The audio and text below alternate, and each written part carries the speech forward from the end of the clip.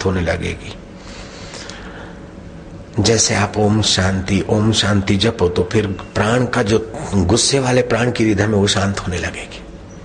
जैसे कोई बच्चे हैं, शिशु हैं, घर में रोते, माँ उनको पुचकारती पंपालती लेकिन वो शांत नहीं हो रहे, तो सियानी माँ क्या करेगी, बरामदे में चली जाएगी, खुली हवा में चले जाएगी, बच्चे को 2-4 जंप कराएगी।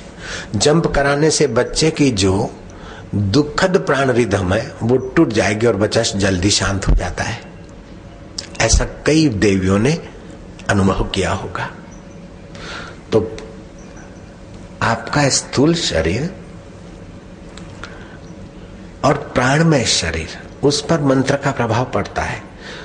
उतना ही नहीं, श्रद्धा और समझ है, श्रद्धा है तो मन पर भी उसका असर पड़ता है, बुद्धि पर भी असर पड़ता है, और विज्ञानमय कोश और आनंदमय कोश पर भी तुम्हारे मंत्र का असर पड़ता है।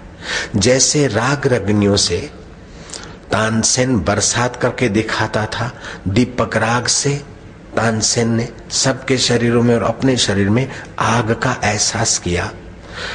तो जब राग रगिनियों से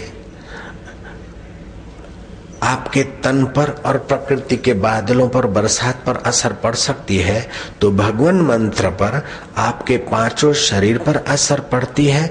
और इन 5 शरीरों के पार जो आपका भगवत तत्व का स्वभाव है, उसको जागृत करने में भी गुरु मंत्र चमत्कारिक फायदा करता है।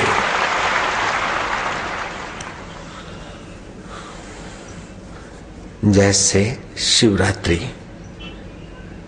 को जागरण करा, जोड़ों का दर्द है, कफ के संबंधी तकलीफें हैं, वमन की तकलीफ है, डायबिटीज की तकलीफ है, गैस की तकलीफ है, उसमें तो समझो स्थूल शरीर को फायदा हुआ।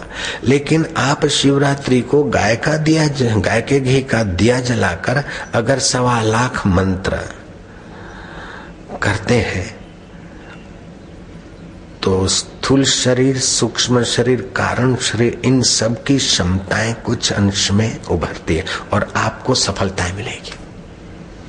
लेकिन ऐसा मत मानना कि मैं शिवरात्रि को जप करूं और दूसरे दिन सफलता, मुझे प्रमोशन क्यों नहीं मिली, ऐसे अधीर मत बनना। विवेकानंद बोलते थे कि श्रद्धा आवश्यक शर्त है। अगर तुम्हारे में श्रद्धा है और श्रद्धा से आप जब ध्यान करते हो तो पर्वत को भी कहो हट जा, तो पर्वत को भी हटना जरूरी है, पर्वत हट सकता है।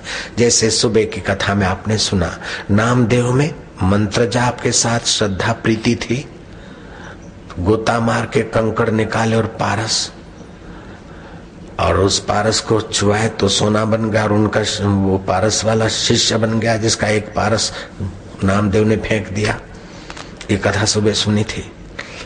नामदेव को अपना बाप जबरन कपड़ा बेचने को जाता है और ठाकुर जी की मूर्ति पर ओस पड़ी थी।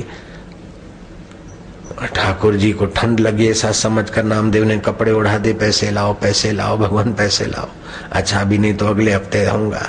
अगले हफ्ते पैसे मांगे तो मूर्ति क्या देगी, उठाकर पिता के पास ले गए कि इनको कपड़े पहनाए और पैसे नहीं देते, तो पिता गुस्से में मूर्ति को फेंका। तो नामदेव के अंतःकरण में मूर्ति पत्थर नहीं थी, मूर्ति में साक्षात मेरे देव है। तो मंत्र जाप से और अंतःकरण की दृढ़ श्रद्धा से नामदेव को आवाज हुआ, तू घबरा मत, तो पत्थर सोने का हो गया।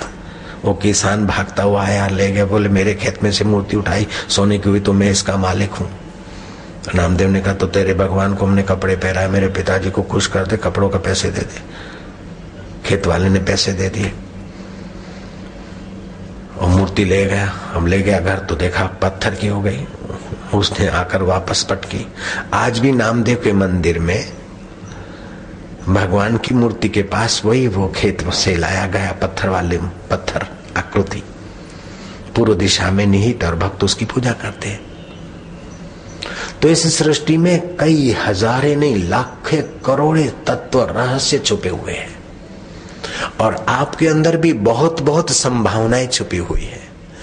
और उन संभावनाओं को जागृत करने के लिए श्रद्धा, नियम और मंत्र अद्भुत काम करता है। हाँ, विवेकानंद ने जब श्रद्धा पे और इन दिव्य शक्तियों पर प्रवचन किया शिकागो में, तो एक ईसाई महिला उठी कि फेथ अगर दृढ़ है तो पर्वत भी अपनी बात मानने को तैयार रहेगा। और जीसस क्राइस्ट ने भी कहा है, विवेकानंद बोलते, मैं अभी जाकर मुझे जो प्रॉब्लम कर रहा है, छोटा सा माउंटेन, छोटा सा पहाड़ मेरे खिड़की को के पास है, उसको मैं अभी जाकर श्रद्धा से फेथ से हटाती हूँ। वो ईसाई माई गई और खिड़की खोली और कहा कि मुझे टेक्निक मिल गई तुझे भगाने की, मेरे में फेथ है, श्रद्धा है। विवेकानंद ने कहा और जीसस ने भी कहा है कि अगर दृढ़ श्रद्धा है तो पर्वत भी अपना रास्ता आपको देगा, पर्वत भी अपनी जगह बदलने को तैयार हो जाएगा।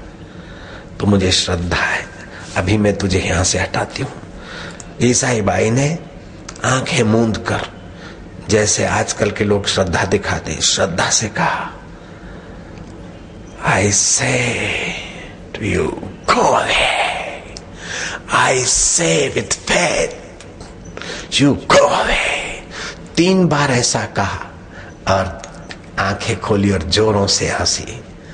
और हंसकर उसने क्या कहा कि मुझे विश्वास था कि तू हटने वाला नहीं है, मुझे पता था तू हटने वाला नहीं है। तो गहरे मन में अश्रद्धा और ऊपर से श्रद्धा होगी तो मंत्र का इतना दिव्य प्रभाव जितना हम पाना चाहते हैं उतना नहीं आएगा। फिर भी जपते रहो तो मंत्र की मेहनत के बल से आएगा। अगर श्रद्धा दिव्य है तो ईश्वरीय बल भी, प्रकृति का बल भी वहां काम करेगा। गोधरा में मैंने प्रयोग कराया, ऐसे इतनी भीड़ तो नहीं थी, थोड़ी कम थी। मैंने निद्रा आने के मंत्र का प्रयोग कराया कि इस मंत्र का जप करने से निद्रा आने लगेगी। जिसको अनिद्रा की तकलीफ है, कंपोज 5 खाते हैं फिर भी ठीक से नींद नहीं पाते हैं, ये पेन किलर अथवा मासिक रोकना या मासिक लाने की जो ये एलोपैथी गोलियां खाते हो, अभी तो लगता है कि इजीली फायदा हो गया, लेकिन तुम्हारे सेल्स जो हैं उनको, तुम्हारे ज्ञान तंतुओं को ये मूर्छित कर देते हैं। दर्द मिटाते नहीं, लेकिन दर्द की खबर देने वाले तुम्हारे तंतुओं को बेहोश कर देते हैं। इसीलिए थोड़ा दर्द सह लो, पेन किलर जल्दी से मत निगलो। थोड़ी अनिद्रा सह लो, लेकिन गोलियां खाकर ओलामथी चूल्हा में वहां से छोटी सी सिगड़ी से हटे तो भट्टी में गिरे, ऐसा मत करो। फिर भी नींद आपको अच्छी आए, ये सनातन धर्म चाहता है, तो वो मंत्र है। लिखना चाहो तो लिख लो, और अभी करना चाहो तो आपको जवाइयां आ सकती है, बगा से आ सकते हैं। श्रद्धा से करोगे तो अभी अभी यहीं आपको और हमको बगा से आना शुरू हो जाएंगे। अब भी यहां गोधरा में तो आए थे, श्रद्धालु लोग थे और सात्विक थे। श्रद्धालुओं की और समझदारों की संख्या ज्यादा होती है, पवित्रों की तो मंत्र तुरंत फल देता है, नहीं तो समय पाकर थोड़ा अधिक करने से होता है। ये मंत्र उच्चारण करूं, हो सकता है कि आपको जवाइयां आना शुरू हो जाए। अगर तैयार हो जवाइयों के लिए, बेईमानी ना करो, आए तो जवाई ले लेना ईमानदारी से। जवाइयां होता है ना नींद आने की, ऐसा अभी तो मेरे को नहीं आई, जपूंगा तो आ सकती है, आएगी। और आपको भी हिलाना चाहे तो आ सकती है। चलो करते थोड़ी देर विनोद।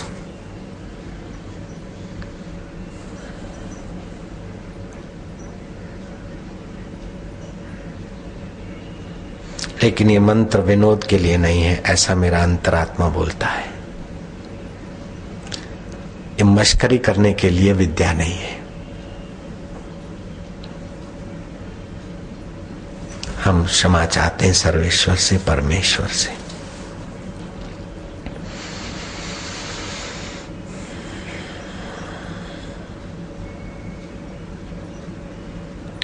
निद्रा आने का मंत्र लिख लो, जपो श्रद्धा से। शुद्धे शुद्धे महायोगिनी महानिद्रे स्वाहा। शुद्धे शुद्धे महायोगिनी महानिद्रे स्वाहा। शुद्धे शुद्ध